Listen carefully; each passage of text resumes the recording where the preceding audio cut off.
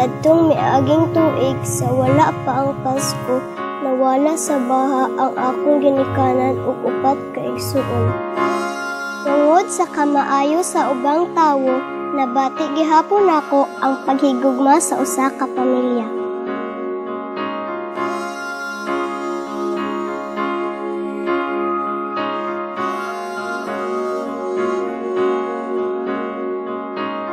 Hindi lang sa langit nandun ang mga bituin. Pag nasilayan ang pag-asa, mata mo rin ay may ningning.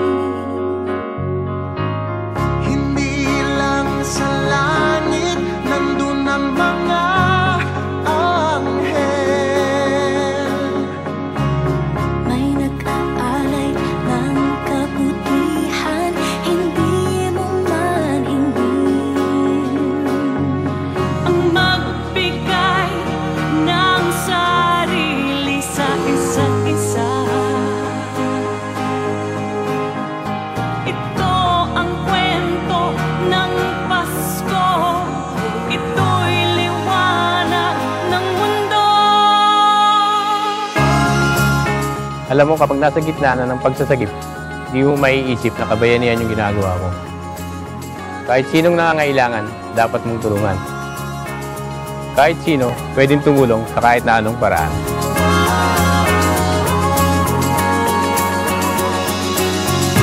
Dumarami ang mga tala tuwing Kapaskuhan.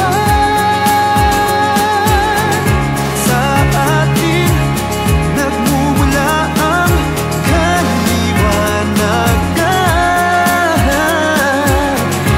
Dumarami ang mga tala tuwing Kapaskuhan. Dalhin natin ang pagpapala sa bawat tahanan.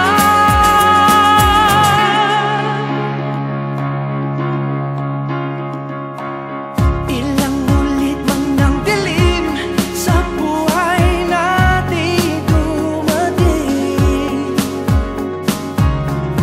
Di papalaw, di mauubos ang mga bituin.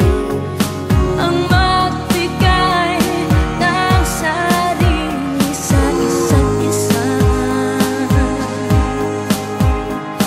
Ito ang kwento ng Pasko. Ito'y liwanag ng mundo.